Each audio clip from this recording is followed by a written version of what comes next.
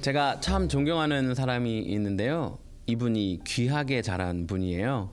부유한 집안에서 태어나서 일하거나 고생한 적도 없고, 그러다 보니 미래에 대한 구체적인 계획도 없었죠. 그런데 집안이 힘들어지기 시작했어요. 하는 사업도 힘들어지고, 가구 공장을 하는데 불이 2번 났어요. 공장이 물에 1번 잠기기도 하고, 그 당시 한국에서 가구 공장은 화재 보험을 들어주지 않았거든요. 그런데요, 삶을 포기하지 않으시더라고요. 신앙을 저버리지 않으시더라고요.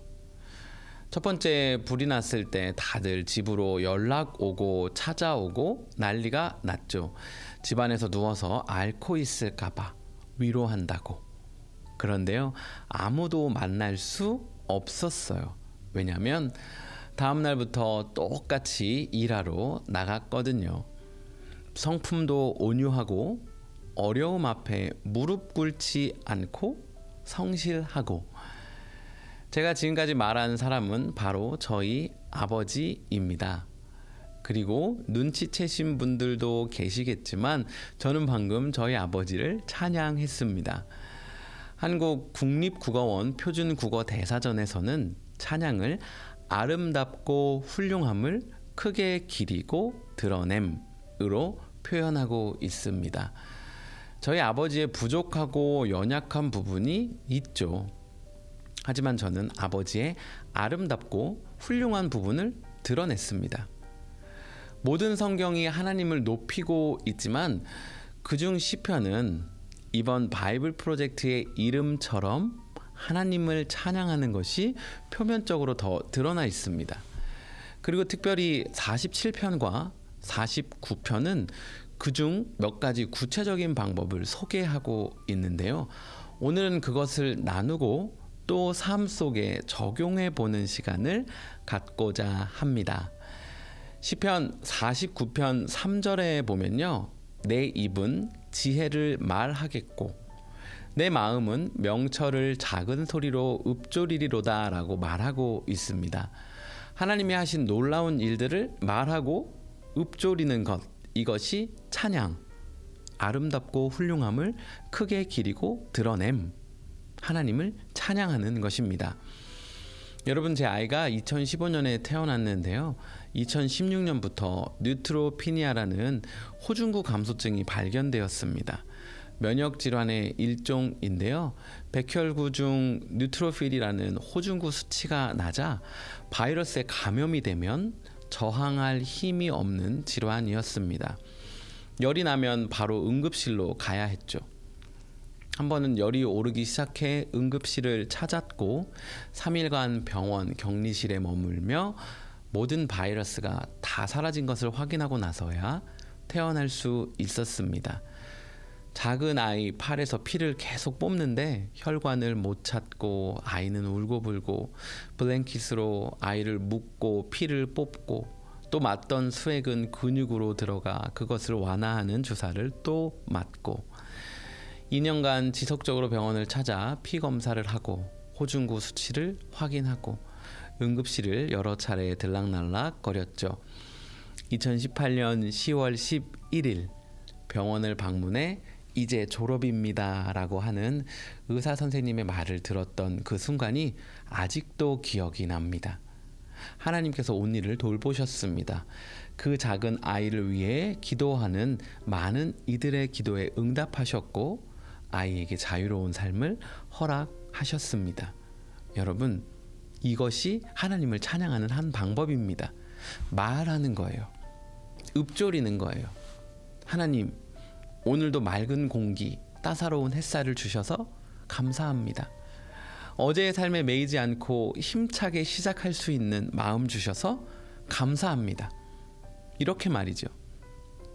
여러분, 혹시 북한에 관한 영상들을 살펴보다가 혹시 군인들이 팔을 높이 올리고 걷는 모습을 보신 적이 있나요? 그리고 그러면서 박수를 치는 영상을 말이죠. 오늘 시편 47편 1절은 손바닥을 치며 찬양하라고 말하고 있습니다. 이게 하나님을 찬양, 아름답고 훌륭함을 크게 기리고 드러냄. 그 한 방법이라는 겁니다. 우리는 무언가 대단한 일을 하는 사람 앞에서도 박수를 칩니다. 훌륭함을 드러내는 거죠. 설교자로서 많은 분들이 직접 만나셔서 그리고 전화로 또 문자로 격려를 해주는 것은 크나큰 힘이 됩니다. 바이블 프로젝트를 더 열심히 준비하게 하는 원동력 중 하나이기도 하고요. 제가 매 주일 청년 예배 설교를 하는데요. 혹시 시편 41편부터 45편까지의 말씀을 듣기 원하시는 분은 어제자 청년 예배를 교회 유튜브 채널로 찾으시면 들으실 수 있습니다. 그런데 말이에요. 한번 생각을 해볼까요? 만약 예배를 마치고 갑자기 청년들이 다 일어나더니 오늘 예배 너무 좋다고 하나님께 영광을 그리고 목사님께도 감사의 박수를 하면서 박수를 막 치기 시작하는 거예요. 제가 이제 됐다고 이만하면 됐고 이제 집에 가라고 하는데 계속 치고 있는 거예요. 월요일이 지나고 제가 화요일에 교회에 왔는데 차가 주차장에 좀 많은 거예요. 그리고 무언가 이상한 느낌이 있어서 2층 예배실에 올라가 봤더니 그 모습 그대로 박수치고 있다면 목사님 오셨냐고 지난 주일 설교 너무 감사하다고 또 할렐루야 하고 있다면 제가 정말 당황스럽겠죠. 하지만 이들이 저를 그렇게 찬양한다면 그것만큼 큰 영광은 제게 없겠죠. 우리는 하나님께 어떤 마음으로 어떻게 박수 치고 있나요? 일주일에 예배 때만 이렇게 아니면 이렇게 치나요? 아니면 온 마음 다해 박수를 치며 하나님을 찬양하나요? 우리 한번 박수 치면서 하나님 찬양해 보겠습니다. 지금 여러분이 어디서 무엇 하고 계신지는 모르지만 한번 해보죠. 준비하시고 10초 동안 박수 치는 겁니다. 우리 인생의 주인 되시며 내 모든 걸 아시고 인도하고 계시는 그 위대한 주님을 찬양합니다. 할렐루야.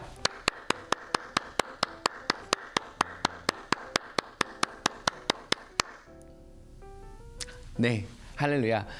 감사합니다. 오늘 47편 1절 후반부에 보면요.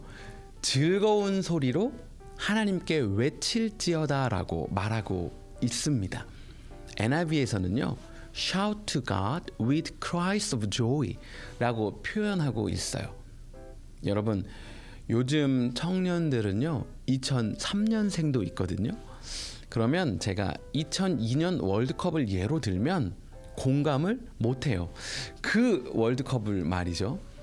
아마 지금 바이블 프로젝트를 함께하고 계신 분들이라면 모두 기억하실 거라고 생각해요. 그때는요. 치킨 먹으면서 축구 보려고 배달시키잖아요. 그러면 축구가 끝나도 안 와요. 배달이 많이 밀리기도 했고 배달하는 사람도 축구 보느라 배달을 안 하는 거죠.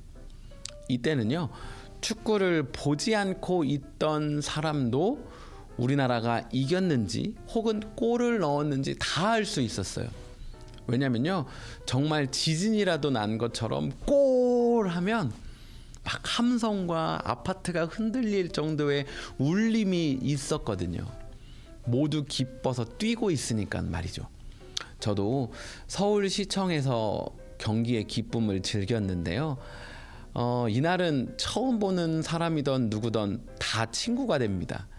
특별히 포르투갈전에서 박지성 선수가 골을 넣었을 때, 그리고 이탈리아전에서 안정환 선수가 골을 넣었을 때 감동을 잊을 수가 없습니다. 그때 다들 뭐 하셨어요? 다들 예! 와! 안정환! 박지성! 와!